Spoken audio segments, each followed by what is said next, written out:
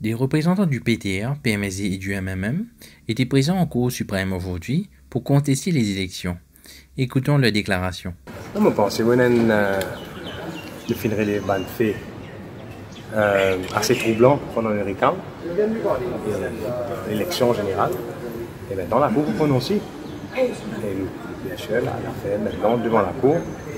Et je pense quand même qu'il y a des bandes faits qui méritent d'être rapportés dans notre affaire. Est-ce que c'est une procédure qui prend normalement beaucoup de temps?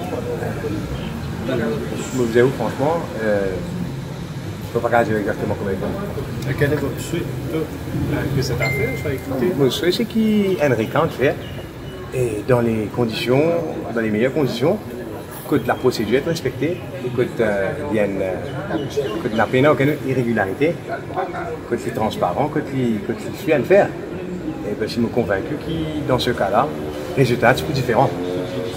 Mais les grounds, c'est on attaque la pension, les accelerated PRB, les bonus, performance bonus aux policiers et aux pompiers, et ainsi de suite, et le super cash pool, entre autres, et l'abus abusif, le usage abusif de la MBC et la façon dont ils ont fait des trucs, tout est dedans.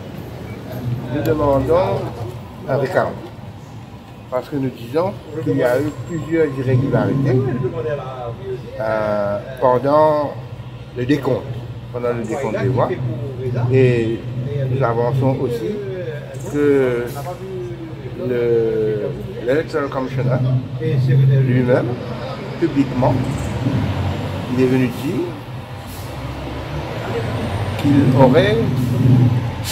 qu'il y aurait des irrégularités. Et si je me rappelle bien, l'Electoral Commissioner aurait dit que l'institution qu'il représente, ou quelque chose dans ce genre, a la crédibilité entachée. Nous avons repris ça pour dire, ben écoutez, si c'est comme ça, c'est pas ce qu'on a vu. Et que aussi nous disons que l'écart qu'il y a entre les candidats, entre le candidat qui précède Maître Adrien Duval, n'est pas un grand écart. Ensemble, c'est 162 voix. Et nous disons qu'il y a eu des problèmes le jour du counting. Et nous disons, à cause de toutes ces raisons, voilà, nous pensons qu'il y a matière à demander recount. Vous avez déjà eu une date? Le 9 décembre. 9 décembre. La procédure, c'est qu'on va devant le juge en chambre.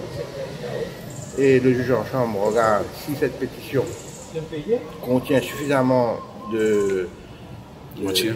un argumentaire suffisant pour pouvoir référer l'affaire devant les juges, en Cour suprême, devant le chef-juge, à ce moment-là, qui va déterminer quels sont les juges qui vont écouter la pétition elle-même.